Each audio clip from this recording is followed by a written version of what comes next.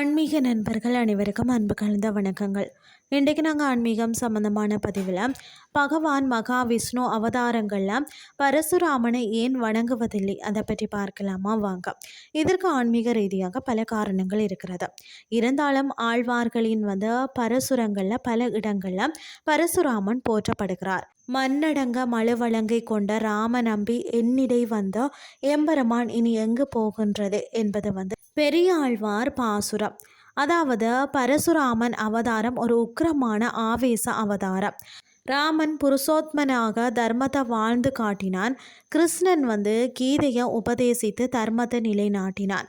ஆனால் பரசுராமரின் அவதாரம் என்பது அநீதி இழைத்த அரசர்களை அழிப்பதற்காக மட்டுமே எடுக்கப்பட்ட ஒரு தற்காலிக உக்ர அவதாரமாக இருக்கிறது. பரசுராமர் ஒட்டுமொத்த இந்தியாவிலும் அறியப்பட்டாலும் அவருக்கான முக்கியத்துவம் மேற்கு கடற்கரை பகுதிகளில் தான், குறிப்பாக கேரளா, கொங்கண பகுதி மற்றது கோவா அதிகம் இருக்கிறது.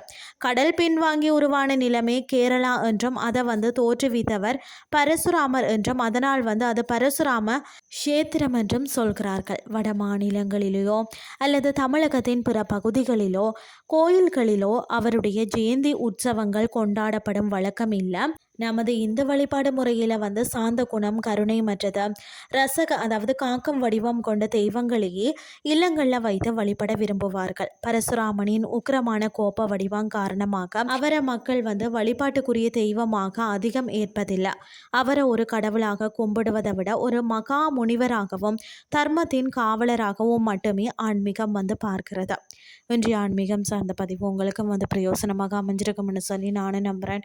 இதே மாதிரி மற்றும் ஒரு ஆன்மீகம் சார்ந்த பதிவோடு உங்களை சந்திக்கிறேன். நன்றி.